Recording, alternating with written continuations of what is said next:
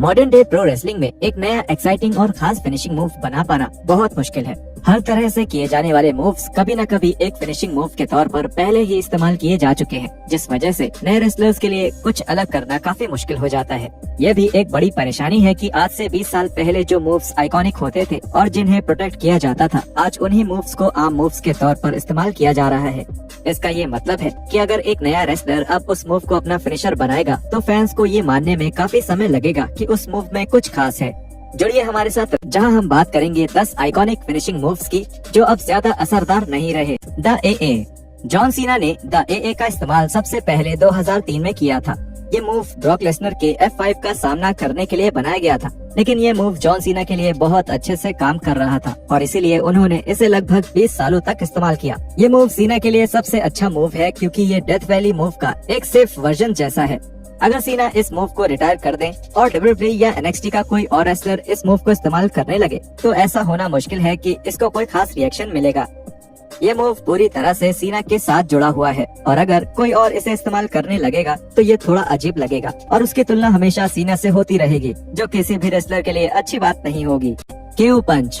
जब big show ने KO पंच को एक फिनिशिंग मूव की तरह इस्तेमाल करना शुरू किया तब ये एक बड़ा लेकिन समझदारी वाला फैसला था। ये कोई कहने की बात नहीं है कि 7 फीट से लंबे और लगभग 500 पाउंड का आदमी जब अपने ओपोनेंट को पंच करेगा तो उसका मैच जीतना तो तय ही था और ये असली भी लगता था। लेकिन परेशानी ये है कि ये मूव किसी और रेसलर के काम नहीं आ सकता। ऐसे भी कई सवाल उठते हैं कि इस तरह का मूव WWE में लीगल भी कैसे है, क्योंकि WWE पंचेस के दौरान हाथ बंद करने के खिलाफ रहा है और क्योंकि मॉडर्न WWE मैचेस में पंचेस एक आम बात हो चुकी है। इसलिए अगर अब इस मूव को एक फिनिशर की तरह इस्तेमाल करने की कोशिश करी जाएगी तो फैंस को पता ही नहीं चलेगा कि ये एक फिनिशिंग मूव है। बिग शो के फिनिशर के तौर पर इस मूव को समझने में फैंस को समय लगा था और उसके बाद से इस मूव को बहुत बचाकर और संभाल कर रखना पड़ा था।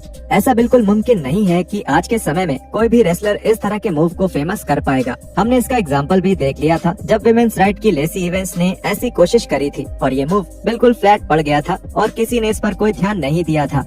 बेली टू बेली। ऐसा नहीं लगता कि बेली टू बेली सुप्लेक्स कभी भी रेसलिंग में पुराना होगा। ये मूव अच्छा लगता है और काफी सुरक्षित भी माना जाता है, लेकिन इस मूव को दोबारा एक फिनिशिंग मूव की तरह इस्तेमाल करना सच में एक रिस्क होगा। ये मूव आखिरी बार एक फिनिशर की तरह तब इस्तेमाल किया गया था जब बेली ने ऐसा करने का फैसला किया था और इसका नाम बदलकर बेली टू बेली कर दिया था। उनके किरदार के लिए ये मूव बिल्कुल सही था, लेकिन उन्हें जल्द ही एहसास हो गया कि जब उन्होंने अपना गिमिक बदला तब ये मूव उनके किसी भी नए किरदार के साथ एक फिनिशिंग मूव के तौर पर ज्यादा कारगर नहीं था। अगर इस मूव को फिर से एक फिनिशर बनाना है तो इसमें कुछ बदलाव करने की जरूरत होगी, नहीं तो ये मूव आज के जमाने के ऑडियंस को बिल्कुल पसंद नहीं आएगा। The sleeper hold.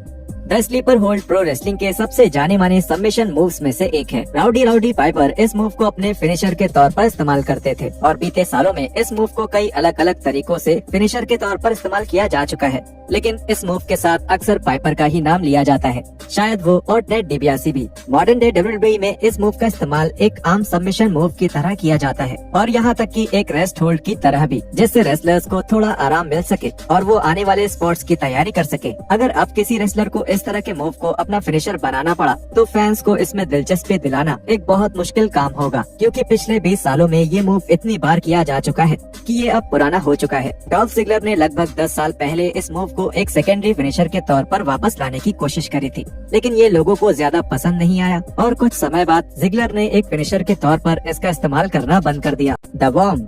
Attitude era एक ऐसा समय था जब किसी भी तरह का फिनिशर ऑडियंस को पसंद आ जाता था। स्कॉटी टू हॉटी का फिनिशिंग मूव था और हालांकि ये फिनिशर बहुत मनोरंजक था और ऑडियंस को बहुत पसंद भी आता था, लेकिन इसमें कोई खास बात नहीं थी। इस मूव में बस एक बुलडॉग दिया जाता था जिसके बाद एक अजीब डांस होता है और फिर एक फर्स्ट ड्रॉप आता है। ये मूव उस समय के हिसाब से बिल्कुल ठीक था और हमने देखा जब स्कॉटी ने यही मूव रूथलेस एग्रेशन एरा के दौरान किया तब लोगों को ये ज्यादा दिलचस्प नहीं लगा। अगर इस मूव को आज किसी रेसलर के लिए फिनिशर के तौर पर इस्तेमाल करना पड़ेगा तो ये केवल एक कॉमेडिक मूव बनाकर ही किया जा सकता है। आज के समय में इसे एक असरदार मूव की तरह प्रेजेंट करना WWE के लिए एक मुश्किल काम होगा। हमने ओटिस जैसे रेसलर को WWE के मेन रोस्टर पर इस तरह का मूव करते हुए देखा है, लेकिन ओटिस इतने समझदार थे कि उन्होंने इसके साथ साथ एक बैकअप फिनिशिंग मूव भी रखा था जिसके साथ वो अपने मैचेस तब भी जीत पाते थे जब माहौल मजाकिया ना हो।